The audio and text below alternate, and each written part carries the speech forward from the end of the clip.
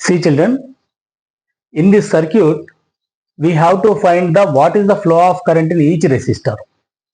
ఈ సర్క్యూట్ లో 3 ohm లో నుంచి ఎంత కరెంట్ వెళ్తుంది, 6 ohm లో నుంచి ఎంత కరెంట్ వెళ్తుందో కనుక్కోవాలి. Total current in this circuit is I. Whenever this current goes to here, ఈ జంక్షన్ దగ్గరికి కరెంట్ వెళ్ళగానే ఇట్ డివైడ్స్ ఇంటూ 2. ఇందులోకి వెళ్ళే కరెంట్ I1 అనుకుందాం, ఇందులోకి వెళ్ళే కరెంట్ I2. ఈ I1 I2 కరెంట్స్ మళ్ళీ ఇక్కడికి వచ్చేసి I1 ఇక్కడ నుంచి I2 ఇక్కడికి వచ్చి ఈ B దగ్గర again it comes same current.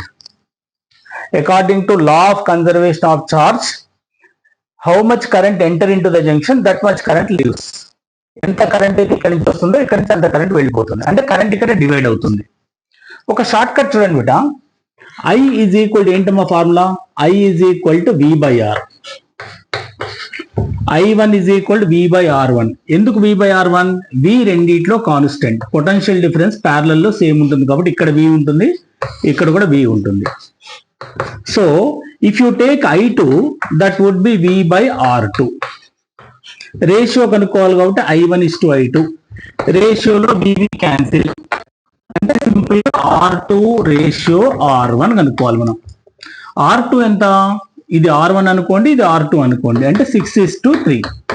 6:3 అంటే 2:1 రేషియోలో కరెంట్ డివైడ్ అవుతుంది. మనకు తెలుసు రెసిస్టెన్స్ తక్కువ ఉంటే ఫ్లో ఆఫ్ కరెంట్ ఎక్కువ. ఇందులో 2 times కరెంట్ వెళ్తుంది, ఇందులో 1 time కరెంట్ వెళ్తుంది అనమాట. ఈ మొత్తం కరెంట్ లో 2 parts of the current going into 3 ohm, 1 part of the current is going into 6 ohm. మొత్తం ఎన్ని పార్ట్స్ ఉన్నాయమ్మా? So I1 is equal total parts 2 plus 1 3. ఈ 3 parts లో 2 parts are going into the first one into I is equal to what is the total parts into total current ఎంత? 6. 3 ones 3 twos, అంటే 4 ampere current is going in this circuit. ఇందులో 4 amperes వెళ్తే remaining 2 amperes ఇందులోనే కదా, 4 plus 2, that is the answer. This is what I1. Similarly I2. I2 ఎన్ని parts ఉంది బేటా? 1 part by whole part. మొత్తం 2 plus 1 3 parts లో 1 part is going into whole current ఎంత? 6.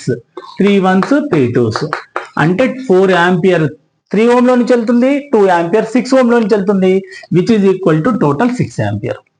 ఇది జనరల్ మెథడ్, షార్ట్ కట్ లో చేసే విధానం.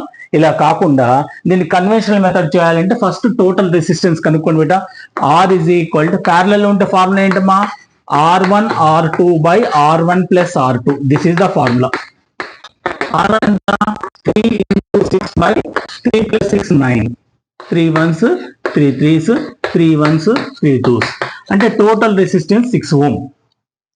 టోటల్ కరెంట్ ప్రాబ్లమ్ లో ఇచ్చాడు 6 ampere అని. So what will happen? Total potential difference how much? V is equal to IR formula. I ఎంత? 6 ఇంటూ టోటల్ రెసిస్టెన్స్ 12, అంటే 12 volt.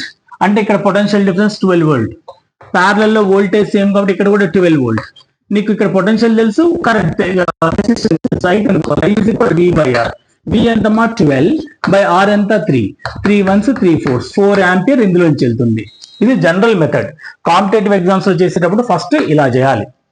మళ్ళీ ఒకసారి వినండి, ఇక్కడ I1, అలాగే I2 కూడా కనుక్కోండి. I2 is equal to V by R2. 12 by 6 అంటే 2 ampere.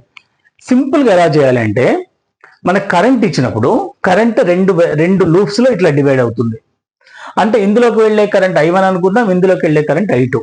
మనకి ఇందులో చాలా విషయాలు తెలియాలి. రెసిస్టెన్స్ తక్కువ, ఫ్లో ఆఫ్ కరెంట్ ఎక్కువ. రెసిస్టెన్స్ ఎక్కువ ఉంది కాబట్టి ఇందులో ఫ్లో ఆఫ్ కరెంట్ తక్కువ. ఇందులోకి వెళ్ళే కరెంట్ I1, ఇందులోకి వెళ్ళే కరెంట్ I2 అనుకుంటే I is equal V by R1 is to V by R2. VV cancel, ఈ R2 ఇటు వస్తుంది, ఈ R1 ఇటు వెళ్తుంది. R2 is to R1. అంటే ఇందులోకి వెళ్ళే కరెంట్ ఎన్ని రేషియోస్ ఉంది? R2 6:3, అంటే 2:1. అందులో ఈ మొత్తం 6 ampere లో 2 parts ఆఫ్ ద కరెంట్ ఇందులోంచి వెళ్తే 1 part ఆఫ్ ద కరెంట్ ఇందులోంచి వెళ్తుంది.